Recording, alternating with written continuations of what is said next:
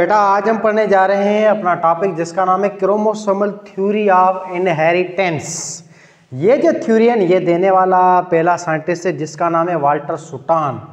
और इसने ये थ्योरी जो दी थी ये मेंडल के वर्क के बाद दी थी। ग्रेगर जॉन मेंडल जो साइंटिस्ट था जिसको फादर ऑफ जेनेटिक्स कहते हैं, उसने मटर के ऊपर पी प्लांट के ऊपर रिसर्च की थी, जिसने अपने दो लॉज ये थे, एक था लॉ ऑफ सेग्रीगेशन, दूसरा था लॉ ऑफ इंडिपेंडेंट असॉर्टमेंट। इन दो लॉ के पब्लिश होने के बाद 1865 के बाद जो है ना काफ़ी साइंटिस्टों ने क्वेश्चंस अराइज किए थे और इनके लॉ को भी माना नहीं गया था। फिर इसकी डेथ हो जाती है 1884 में मेंडल की। उसकी डेथ के बाद 1902 में एक साइंटिस्ट आता है जिसका नाम है वाल्टर सुटान। 1902 में साइंटिस्ट आता है, इसका नाम है वाल्टर सुटान। सुटान ने ये थ्योरी पब्लिश की थी। इस थ्योरी का नाम है क्रोमोसोमल थ्योरी ऑफ इनहेरिटेंस। ये जो थ्योरी थी ना सुटान की, ये बहुत सारे साइंटिस्ट की रिसर्च के ऊपर बेस है। जैसे आपका कार्ल्स कोरेंज है या हुगो डीवेरिस साइंटिस्ट था, या अपना जो टिशरमार्क है, शर्मार्क भी इसको कहते हैं दूसरे लफ्ज़ों में, या फिर मेंडल था। इन सब की बातों को निचोड़ के इसने अपनी एक थ्योरी पब्लिश की थी 1902 में। इस थ्योरी का नाम है थ्योरी ऑफ इनहेरिटेंस या क्रोमोसोमल थ्योरी ऑफ इनहेरिटेंस। अब ये थ्योरी जो है ना ये बेस है खास तौर पे मेंडल की रिसर्च के ऊपर। और ये बंदा कहता है सुटान कि अकॉर्डिंग टू मेंडल अगर सेक्सुअल रिप्रोडक्शन होता है तो सेक्सुअल रिप्रोडक्शन में दो चीज़ों का इंपॉर्टेंट रोल होता है, एक मेल का और दूसरा फीमेल का। अब आपको पता है सेक्सुअल रिप्रोडक्शन तभी होगी जब दो पेरेंट हों, एक मेल हो दूसरा फीमेल हो। मेल के पास अपने गैमेट्स हों जिसको हम स्पर्म कहते हैं, फीमेल के पास अपना गैमेट हो जिसको हम अंडा कहते हैं या एग कहते हैं। अब ये एग और स्पर्म जो है ना ये दोनों आपस में मिलते हैं जिसके नतीजे में बनता है जाइगोट जो कि डिप्लॉइड सेल है। फिर जाइगोट आगे चलकर चेंज होगा एक एम्ब्रियो में या छोटे से नन्हे मुन्ने बच्चे के अंदर। तो ये है सेक्सुअल रिप्रोडक्शन। अब ये कैसे होता है, ये बच्चा अपने माँ बाप की तरह कैसे लगता है, क्यों लगता है। अब इंसान जो है उसमें इंसान का बच्चा क्यों पैदा होता है, किसी और जानवर का बच्चा पैदा क्यों नहीं हो सकता, या ये बच्चा जो है ना अपने ख़ानदान पे जाता है माँ और बाप की तरह लगता है, इसके पीछे रीजंस क्या हैं, ये पहले दुनिया को पता नहीं था। पर मेंडल भाई साहब ने ये सारी चीज़ें बताई थी और इसको अच्छी तरह से समेटा है सुटान भाई साहब ने। अब हम सुटान की ये थ्योरी जो है वो पढ़ने जा रहे हैं। सुटान ने कहा था कि रिप्रोडक्शन होती है सेक्सुअल रिप्रोडक्शन जो है ख़ास तौर पे ये इन्वॉल्व होती है या ये डिपेंड करती है टू पेरेंट्स पे। सेक्सुअल रिप्रोडक्शन जो है ना ये डिपेंड करती है दो पेरेंट्स पे, एक मेल और दूसरा फीमेल।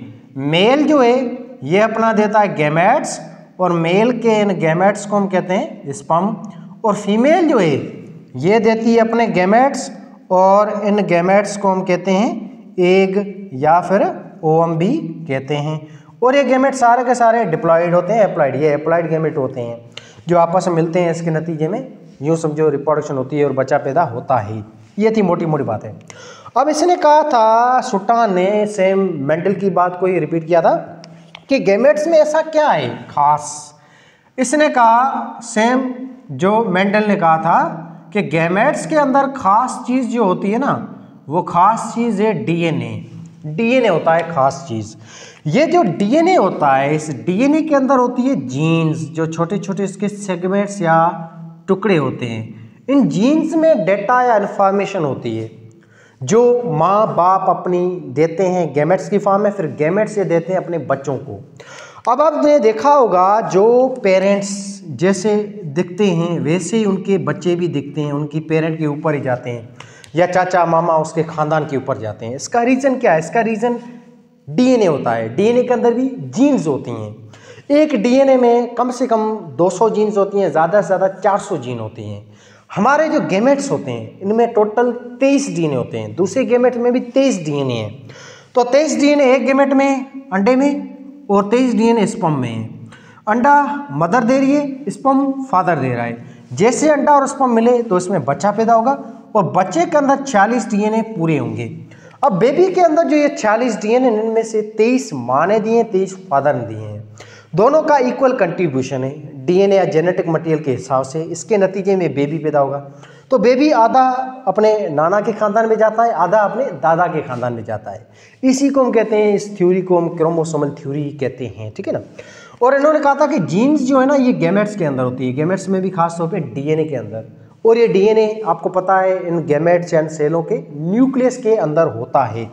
अब इसको स्टार्ट करते हैं। आपकी इस थ्योरी की टोटल 4 पॉइंट्स हैं, 4 मेन पॉइंट्स हैं।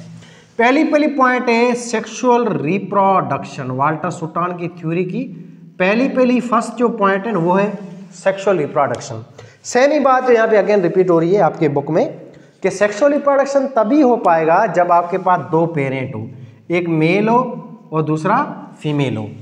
मेल जो है ये अपनी टेस्टिस के अंदर मेयोसिस डिवीजन के थ्रू अपनी स्पर्म्स को बनाएगा, अपने स्पर्म्स को डोनेट करेगा।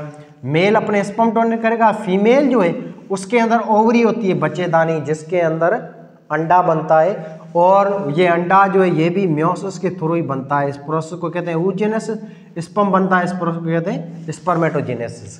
और इन दोनों के अंदर जेनेटिक मटेरियल हाफ होता है। 23 डीएनए होते हैं अंडे में, 23 होते हैं आपके स्पर्म के अंदर, क्योंकि ये हैप्लॉइड सेल होते हैं। ये हैप्लॉइड सेल मेयोसिस डिवीजन से बनते हैं। कौन सी डिवीजन होती है अंडे और स्पर्म को बनाने के लिए? उस डिवीजन का नाम है रिडक्शन डिवीजन या मेयोसिस डिवीजन। ये थी इसकी फर्स्ट पॉइंट आपके इस टॉपिक की, जिसका नाम है मेंडल की पॉइंट। सेम ही ये रिपीट कर रहा है। अब ये कहता है अपना सुटान सेम मेंडल की बात कि अगर मेंडल का मॉडल करेक्ट है तो अंडा और स्पर्म दोनों का रोल बराबर का है बच्चे को बनाने में। देखें, बच्चा जो पैदा होगा, नया बेबी जो पैदा होगा ना, इनसे उस बच्चे के अंदर डीएनए कितने हो जाते हैं? 46 होते हैं। अब ये 46 कैसे आए? वो ऐसे, माँ के अंडे में 23 डीएनए थे, बाप की जो स्पर्म में उसमें 23 डीएनए थे। तो यानी कि कंट्रीब्यूशन जो है ना जीन्स का या डीएनए का, वो मदर और फादर का बराबर होता है, इक्वल होता है। स्पर्म जो है इसमें 22 ऑटोसोम होते हैं क्रोमोसोम, एक सेक्स क्रोमोसोम है। अंडे के अंदर 22 ऑटोसोम क्रोमोसोम है, एक सेक्स क्रोमोसोम है। तो ऐसे दोनों जब गेमेट मिलेंगे तो बच्चे के अंदर 40 क्रोमोसोम बन जाएंगे। इस 40 में से 44 जो क्रोमोसोम है ना, उसको हम कहते हैं ऑटोसोम क्रोमोसोम। ये 44 कैसे? 22 आए अंडे से, 22 आए स्पर्म से। 2 जो क्रोमोसोम होंगे इस बच्चे में वो कहलाते हैं सेक्स क्रोमोसोम। और ये 2 सेक्स क्रोमोसोम कहाँ से आए? एक सेक्स क्रोमोसोम आया है अंडे से, एक आया है स्पर्म से। ऐसे देखो, दोनों ही पेरेंट इक्वली कंट्रीब्यूशन कर रहे हैं बेबी को बनाने के अंदर, सेक्सुअल रिप्रोडक्शन के अंदर, तभी सेक्सुअल रिप्रोडक्शन हो पाएगी। अगर फादर अपना स्पर्म नहीं देता है तो सेक्सुअल रिप्रोडक्शन नहीं हो पाएगी, बच्चा पैदा ही नहीं होगा। या मदर से अंडा नहीं आता तो भी सेक्सुअल रिप्रोडक्शन पूरा नहीं हो पाएगा। कंट्रीब्यूशन दोनों का बराबर होता है, इक्वल होता है। तो ये शेयर इनका दोनों का बराबर होता है। ये थी इसकी पहली पॉइंट। दूसरी बात, इसने मेंटल ने ही कहा था और इस सुटा ने भी कि स्पर्म को हम देखें तो ये साइज में छोटा होता है, तभी इसको माइक्रोगेमेट कहते हैं। और स्पर्म के अंदर साइटोप्लाज्म ना होने के बराबर है। स्पर्म का जो साइटोप्लाज्म है इसमें बहुत 1-2 चीज़ें होती हैं। एक तो इसमें सेंट्रियोल होता है और दूसरा इसमें माइटोकॉन्ड्रिया होती है और पीछे फ्लैजिला है। साइटोप्लाज्म ना होने के बराबर है। और आपका जो स्पर्म है इसमें सबसे बड़ा जो चीज़ है वो चीज़ न्यूक्लियस होती है। ऐसे हम अंडे को देखें तो अंडे में बहुत सारा साइटोप्लाज्म होता है। तो इससे प्रूव होता है कि ये कहता है स्पर्म को हम देख के अंदाज़ा लगा सकते हैं कि डीएनए ज़रूर न्यूक्लियस के अंदर होगा, क्योंकि स्पर्म का न्यूक्लियस बड़ा होता है, साइटोप्लाज्म छोटा ना होने के बराबर है। तो इससे भी इसने अंदाज़ा लगाया था सुटान ने या मेंडल ने कि ये जो डीएनए या जीन्स हैं ये न्यूक्लियस के अंदर ही होती हैं, साइटोप्लाज्म में मौजूद नहीं है। ये भी इसकी पहली थ्योरी इसी पहली पॉइंट में आती है कि डीएनए जो है या जीन्स जो होती हैं, या जीन्स को दूसरे नाम से फैक्टर्स भी कहते हैं, ये लाजमी तौर पे मौजूद होंगे इन गेमेट्स के न्यूक्लियस के अंदर। अब चलते हैं दूसरी पॉइंट की तरफ। पॉइंट नंबर 2 है, इसका नाम है सेग्रीगेशन। सेग्रीगेशन हम सिंपल लफ्जों में कहते हैं सेपरेशन को। सेपरेशन ऑफ जीन्स या separation of chromosome, separation of genes या separation of chromosome is called segregation. अब ये कैसे होती है? बहुत ईजी है। सेग्रीगेशन जीन्स की तब होती है जब नंबर 1 मेयोसिस डिवीजन हो, फिर आपके क्रोमोसोम सेपरेट होते हैं ड्यूरिंग एनाफेज स्टेज। आपकी मेयोसिस के अंदर एक स्टेज है जिसको एनाफेज 1 और एनाफेज 2 स्टेजेस कहते हैं। वहाँ पे डीएनए अलग होते हैं। वो ऐसे देखें, बहुत ईजी। अभी ये आपका एक सेल है, एक जम सेल है, ये आपके टेस्टिस या ओवरी में पड़ा है। इसके अंदर आपको नज़र आ रहे हैं अभी ये पेयर्ड क्रोमोसोम है, 46 पेयर है अभी। अब हमने तो ये 2 बनाई, आप समझ जाएं ये 40 जोड़ियाँ पड़ी हैं अभी आपके इस जम सेल डिप्लॉइड सेल के अंदर। ये रहा ऑर्गेनेल, इसका नाम है सेंट्रियोल। ये सेंट्रियोल ऑर्गेनेल क्या करता है, इसके धागे अटैच होंगे यूँ क्रोमोसोम के साथ, फिर ये हर एक पेयर के साथ 2-2 धागे अटैच होते हैं, ऐसे 2 धागे यूँ क्रोमोसोम की पेयर के साथ अटैच होते हैं। फिर ये सेंट्रियोल के धागे यूँ खींचेंगे ना, तो क्या होगा, ये क्रोमोसोम की जोड़ियाँ टूट जाएंगी। फिर सिंगल ये जो क्रोमोसोम है ये एक तरफ आएगा, एक पोल की तरफ, दूसरा सिंगल आएगा दूसरी तरफ की तरफ। ऐसे इसके नतीजे में क्या होगा, आगे चलकर आपका जो ये सेल है, इस सेल के अंदर सेंट्रियोल्स के स्पाइंडल फाइबर धागों की वजह से क्या होगा, ये क्रोमोसोम सिंगल हो जाएंगे, इनकी जोड़ी जो है वो टूट जाएगी। ऐसे ये 46 पेयर जो थी ये अनपेयर हो जाएंगी। ऐसे 46 क्रोमोसोम एक पोल की तरफ आएंगे, 40 जाएंगे दूसरी साइड या दूसरी पोल की तरफ। ये होती है क्रोमोसोम की सेग्रीगेशन या सेपरेशन।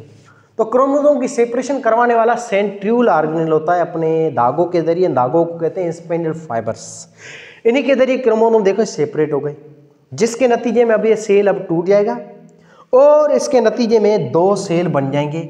ये छोटे छोटे 2 सेल बन गए। अब हर एक सेल में कितने क्रोमोसोम मौजूद हैं, 46 हैं, सिंगल पेयर में।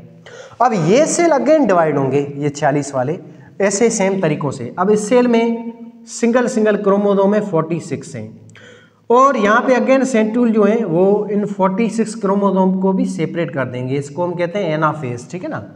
इसके नतीजे में क्या होगा, ये एक सेल में 40 डीएनए वो अलग हो जाएंगे, इस सेल के भी 40 डीएनए अलग हो जाएंगे, हाफ हो जाएंगे। फिर ये सेल डायरेक्ट यूँ टूटेंगे, इस सेल से भी 2 सेल बनेंगे और ये वाला जो सेल है इससे भी 2 सेल बनेंगे। इस सेल में 23 डीएनए आएंगे, इसमें भी 23 डीएनए आएंगे, क्रोमोसोम इसमें भी 23 आएंगे, इसमें भी 23 आएंगे। ये जो 4 सेल बने, इन 4 सेलों को हम कहते हैं गैमेट्स या इसको हम कहते हैं स्पर्म्स।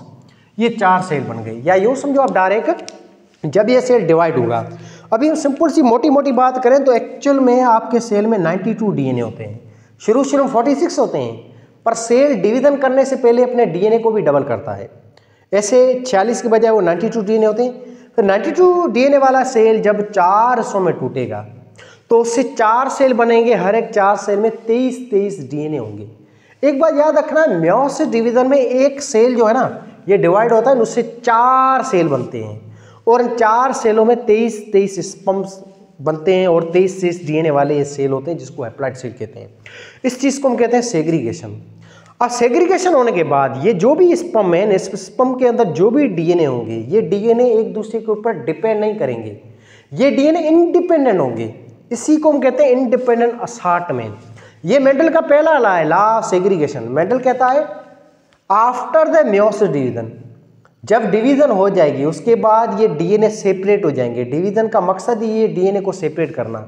तो डीएनए की सेपरेशन को ही हम कहते हैं सेग्रीगेशन। इसी को हम कहते हैं लॉ ऑफ सेग्रीगेशन। और ये सच भी है, हर जानदार के अंदर जो गैमेट्स बनते हैं ना उसमें डीएनए की सेग्रीगेशन ही होती है, सेपरेशन ही होती है। और ये बात 100% सच भी है, ठीक है ना। सेपरेशन के बाद क्या होता है, इंडिपेंडेंट असार्टमेंट होती है। इंडिपेंडेंट असार्टमेंट का मतलब होता है कि सिंपल लफ्ज़ों में हम कहें तो आपके ये जो डीएनए है या क्रोमोसोम है, जब ये सेपरेट हो गए हैं ना, अब ये एक दूसरे के ऊपर डिपेंड नहीं करेंगे। ये देखें बहुत सिंपल, ये जैसे 4 स्पर्म बने, अब ये 4 स्पर्म जो हैं इसमें जो भी डीएनए होंगे, जैसे 23 डीएनए आपके इस स्पर्म में है, 23 इस वाले में है, 23 इस स्पर्म में है, 23 इसमें है। ये जो स्पर्म अभी आपको नजर आ रहे हैं, अब ये जो स्पर्म इसमें जो भी जीन्स होंगी, जो भी डीएनए होंगे, ये इस स्पर्म के डीएनए या जीन्स पे डिपेंड नहीं करेंगे। ये स्पर्म जब मिलेगा किसी अंडे के साथ तो ये अलग से अपना बच्चा बनाएगा, ये स्पर्म अलग एक बच्चा पैदा करेगा, ये वाला स्पर्म अलग एक बच्चा पैदा करेगा, ये वाला एक अलग स्पर्म अलग किस्म का बच्चा पैदा करेगा, क्योंकि हर एक स्पर्म में जीन्स भी अलग अलग हैं और ये जीन्स एक दूसरे के ऊपर डिपेंड भी नहीं करती हैं। इसी चीज़ को हम कहते हैं इंडिपेंडेंट असार्टमेंट। और यही है मेंडल का दूसरा लॉ, जिसका नाम है लॉ ऑफ इंडिपेंडेंट असार्टमेंट, जो है on the base of dihybrid cross. तो मेंडल अपने सेकंड लॉ में कहता है कि जीन्स हैं या डीएनए हैं, जैसे ही वो अलग अलग सेलों में चले जाएंगे फिर वो एक दूसरे के ऊपर डिपेंड नहीं करेंगे जब वो अलग सेलों में चले जाएंगे। जैसे हमने बात फिर से रिपीट कर रहे हैं कि इस स्पर्म का डीएनए इस स्पर्म के डीएनए के ऊपर डिपेंड नहीं करता, ये स्पर्म अलग किस्म का बच्चा बनेगा। जैसे आप एक ही माँ बाप के 5 भाई हो, आप पांचों भाइयों में एक ही बाप का स्पर्म में एक ही बाप के अंडे हैं, फिर भी आप पांचों भाई डिफरेंट दिखाई देते हैं, क्योंकि आप पांचों डिफरेंट अंडे और स्पर्म से पैदा हुए हो, इस वजह से आप डिफरेंट दिखाई देते हो। क्योंकि कोई भी स्पर्म डिपेंड नहीं करता है एक दूसरे के ऊपर, स्पर्म सारे इंडिपेंडेंट होते हैं, अंडे भी सारे ऐसे औरत में इंडिपेंडेंट होते हैं, गेमेट्स जो भी हैं आफ्टर द फॉर्मेशन, ठीक है ना। ये तीसरी पॉइंट है इस थ्योरी की। अब पॉइंट नंबर 4, इसकी आखिरी पॉइंट है, इसका नाम है कॉपी, या इसको हम कहते हैं अलील्स। ये मेंडल कहता है, वो मेंडल के बाद सुटान रिपीट करता है अपनी थ्योरी में, वो ये कि डिप्लॉयड जो सेल होगा या डिप्लॉयड जो जानदार होगा जिसमें डीएनए कंप्लीट होंगे, जैसे हमारी बॉडी जो है, हम ह्यूमन बॉडी है, उसमें जो भी हमारे सोमेटिक सेल होते हैं, सोमेटिक सेल का मतलब है बॉडी के जो भी सेल हैं सिवाय टेस्टिस के जर्म सेलों के, आपकी बॉडी में ये जो भी सेल हैं, आँखों के, बालों के, हड्डियों के, स्किन्स के, बोन्स के, ऑर्गन्स के, ये सारे के सारे सेल कहलाते हैं सोमेटिक सेल। और सोमेटिक सेल जो भी हैं आप देखोगे ना, आपकी बॉडी के जो भी सेल, ये सारे डिप्लॉयड सेल होते हैं। और इन सेलों के अंदर जो डीएनए होता है वो 46 होता है, ये याद रखना बात। ये डिप्लॉयड सेल होते हैं, कंप्लीट डीएनए वाले सेल होते हैं। इन सेलों के अंदर जो है ना जीन्स 2 सेट होते हैं, जीन्स 2 होती हैं, एक जीन मदर की होती है, एक फादर को होती है। जैसे देखें आप, ये जो बच्चा पैदा हुआ है ये कहाँ से हुआ है? अंडे और स्पर्म से। अंडा जो इसमें एक जीन होती है एक कैरेक्टर की, स्पर्म में भी एक जीन होती है एक कैरेक्टर की। जैसे मिसाल है, ये बच्चा है पैदा हुआ है, इस बच्चे की हाइट है, फॉर एग्जाम्पल ये हाइट, इस बच्चे में हाइट की जीन 2 होती हैं, क्योंकि बच्चा डिप्लॉयड जानदार है ना। डिप्लॉयड जानदार में 2 सेट होते हैं जीन्स के, एक सेट इसको मिलता है माँ से अंडे के थ्रू, और बाप से मिलता है स्पर्म के थ्रू। जैसे फॉर एग्जाम्पल माँ जो इसकी हाइट है 5 फीट, मदर की हाइट है 5 फुट, और बाप जो इसकी हाइट है 6 फीट। तो बाप ने जो स्पर्म दिया है, इस स्पर्म में हाइट की जीन होगी, और वो जीन कौन सी होगी? 6 फीट हाइट करवाने वाली, यानी कि टाल जीन होगी। बाप टाल है, मदर मिसाल डिवार्फ है, वो 6 फीट की बजाय 5 फीट की है। तो मदर से जो अंडा आया है, इस अंडे में भी हाइट की जीन होगी, पर ये जीन 5 फीट हाइट करवाने वाली होगी। तो ऐसे इस बच्चे को 2 जीन्स मिली है हाइट की, माँ से मिली है 5 फीट वाली जीन, बाप से मिली है 6 फीट वाली जीन। ऐसे बच्चे में कितनी जीन होगी हाइट की, या हाइट एक करेक्टर है उसकी 2 जीन्स हो गई, एक जीन माँ से एक बाप से। अब फॉर एग्जाम्पल बच्चा जो है उसका कद हो गया है 6 फीट, तो हम कहेंगे कि इस बच्चे में बाप की जीन काम कर रही है, माँ की जीन काम नहीं कर रही है। यानी कि बाप की जीन यहाँ पे डोमिनेंट है, वो करेक्टर शो कर रही है, वो काम कर रही है। मदर की जीन यहाँ पे मौजूद है बच्चे के अंदर, पर वो काम नहीं कर रही है। जो जीन काम नहीं करेगी उस जीन को हम कहते हैं रिसेसिव जीन, जो काम नहीं करती है। तो इस बच्चे में 2 जीन आ गई, ठीक है ना। इसमें डिवार्फ जीन थी, इसमें टाल थी, तो ऐसे बच्चे के अंदर ये 2 सेट हो गई जीन की, कि बच्चा डिप्लॉयड है। तो ऐसे डिप्लॉयड जानदार के अंदर 2 सेट होते हैं जीन के, ठीक है ना। कॉपी का मतलब है कितने सेट है जीन्स के। तो डिप्लॉयड सेल है या डिप्लॉयड जो जानदार होता है उसमें 2 सेट होते हैं, 2 जीन के सेट होते हैं, एक मदर के और एक फादर के, ऐसे आप समझो, ठीक है ना। अच्छा, अब ये बच्चा जो है इसमें 2 किस्म की जीन्स है ना, एक टाल एक डिवार्फ है। इस बच्चे में जो गैमेट्स बनेंगे जो कि हैप्लॉइड सेल हैं, तो हैप्लॉइड जो सेल होंगे उनमें जीन का एक ही सेट होगा, क्योंकि ये जीन सेग्रीगेट होंगी, सेपरेट होंगी, जैसे हमने सेकंड पॉइंट में यहाँ पे डिस्कस किया है। यहाँ पे जब इस बच्चे में ये जो बच्चा है जो यहाँ पे पैदा हुआ है, इसके अंदर 2 जीन्स हैं ना, तो इस बच्चे में जो स्पर्म बनेंगे ना, वो स्पर्म 2 तरह के बनेंगे। एक जो स्पर्म होगा उसके अंदर आएगी ये टाल जीन, दूसरे स्पर्म में आएगी डिवार्फ जीन। दोनों जीन एक साथ नहीं होंगी, यानी कि हैप्लॉइड सेल में जीन का एक ही सेट होता है, या वो टाल जीन होगी या फिर वो डिवार्फ जीन होगी। हैप्लॉइड में एक ही सेट हो रहा है जीन का, और डिप्लॉयड में 2 सेट होते हैं जीन के। ये थी इनकी बातें, ये सारे 4 पॉइंट्स थी आपकी इस मेंडल की theory. Law of segregation, law of industry, दोनों लॉ को इसने पब्लिश किया था। इसको हम कहते हैं वाल्टर सुटान की रिसर्च, वाल्टर सुटान की थ्योरी, जिसका नाम है क्रोमोसोमल थ्योरी, ठीक है। अब इसको ओवरव्यू करते हैं। तो वाल्टर सुटान ने 1902 में ये थ्योरी दी थी। इसने कहा था कि सेक्सुअल रिप्रोडक्शन तभी हो पाएगा जब 2 पेरेंट हो, एक मेल और फीमेल। मेल अपना स्पर्म देगा और ये स्पर्म हैप्लॉइड सेल होता है जिसमें 23 जीन होते हैं। फीमेल जो है माँ वो अपना अंडा देगी और संडे में 23 जीन होते हैं, यानी कि ये दो गेमेट्स होंगी मेल और फीमेल से। अब ये दोनों गेमेट्स इक्वल कंट्रीब्यूशन करते हैं, इक्वल डीएनए अपना देते हैं बच्चे को बनाने के लिए। जैसे स्पर्म में 23 डीएनए, अंडे में भी 23 डीएनए। ये 23 डीएनए वाले जो सेल हैं इनको हैप्लॉइड सेल कहते हैं क्योंकि ये मियोसिस से बनते हैं। फिर ये दोनों सेल जैसे ही मिलेंगे तो इससे बच्चा पैदा होगा और बच्चे को हम डिप्लॉइड जानदार कहते हैं क्योंकि इसमें 46 डीएनए पूरे होते हैं, कंप्लीट होते हैं। ये थी इसकी पॉइंट नंबर 1। दूसरी बात, न्यूक्लियस जो है उसमें डीएनए होता है, साइटोप्लाज्म में डीएनए नहीं होता है। ये कैसे पता चला? ये स्पर्म को देखे पता चला था कि स्पर्म में साइटोप्लाज्म ना होने के बराबर है। साइटोप्लाज्म सारा का सारा ज़्यादा से ज़्यादा अंडे में होता है क्योंकि अंडा खाना देता है। आपकी बॉडी में जो भी ऑर्गेनेल वो सारे माँ से ही मिलते हैं, सारे आपकी मदर के अंडे से ही मिलते हैं, ठीक है ना। तो ये थी पॉइंट नंबर 1। पॉइंट नंबर 2 है सेग्रीगेशन, कि ये जो जीन्स होती हैं शुरू में एक साथ होती हैं। जैसे स्पर्म इस सेल से बना है, जर्म सेल से, तब ये जर्म सेल में जो भी डीएनए थे, ये 92 डीएनए, ये सारे के सारे एक साथ थे। फिर ये सेपरेशन हुई इनकी, इसको हम कहते हैं सेग्रीगेशन। एनाफेज के टाइम, एनाफेज 1 एनाफेज 2 होता है मियोसिस 1 और मियोसिस 2 डिवीजन में। तब ये जो 92 डीएनए थे ये सेपरेट हो जाते हैं और ये डिवाइड हो जाते हैं 4 सेलों में। 92 डीएनए वाला जो सेल है उसके अब 4 से करो तो 4 सेल बनेंगे और हर एक सेल में कितने डीएनए होंगे? 23 डीएनए होंगे। इससे हैप्लॉइड सेल बन गए। इसी चीज़ को हम कहते हैं सेग्रीगेशन, यानी कि सेपरेशन ऑफ डीएनए या सेपरेशन ऑफ जीन्स या separation of chromosome. Chromosome separate होने के बाद क्या होगा? ये अलग अलग गैमेट्स में आ जाएंगे और ये गैमेट्स 4 बन जाएंगे। या औरत में जैसे सेम जर्म सेल से 4 सेल बनते हैं जिसमें 3 पोलर बॉडी बनती हैं और एक बड़ा सेल बनता है जिसको हम अंडा कहते हैं। अब सेपरेशन होने के बाद ये जो स्पर्म्स हैं, ये जो गैमेट्स हैं, इसमें जो डीएनए होंगे ये डीएनए इंडिपेंडेंट होंगे। गैमेट के डीएनए एक दूसरे पर डिपेंड नहीं करेंगे। इसको हम कहते हैं लॉ ऑफ इंडिपेंडेंट असार्टमेंट। ये मेंडल का सेकंड लॉ, मेंडल का पहला लॉ ऑफ सेग्रीगेशन। और ये 2 पॉइंट सेम, ये आपका सुटान भी रिपीट कर रहा है, ये सेम चीज़। सेपरेशन होने के बाद, इंडिपेंडेंट असार्टमेंट के बाद अगर हम देखें तो चौथी पॉइंट को कॉपी का मतलब है ये जो गैमेट है इसमें सिंगल जीन होगी, अंडा है उसमें भी एक कैरेक्टर की सिंगल जीन होगी। फिर अंडा और स्पर्म इन दोनों की सिंगल जीन जैसे ही मिलेंगी तो जायगोट बनेगा और जायगोट में हर एक कैरेक्टर की 2 जीन हो जाएगी। जैसे मिसाल हमने, आपका स्किन कलर है उसकी 2 जीन थे आपके पास, एक जीन आपको माँ से मिली, एक जीन बाप से मिली है। इससे आपकी हाइट, लुक के, आपके एक एक बाल, आपका एक एक कैरेक्टर, एक एक खासियत, आपके नाखून के कैसे कलर होंगे, आपकी आंखों का कैसा कलर होगा, इन सब कैरेक्टर की 2 जीन है आपके पास। क्योंकि आप डिप्लॉइड जानदार है, आपके पास 2 जीन होती हैं। डिप्लॉइड सेल या डिप्लॉइड इंडिविजुअल में 2 सेट ऑफ जीन होती हैं, एक जीन मदर की, एक फादर की।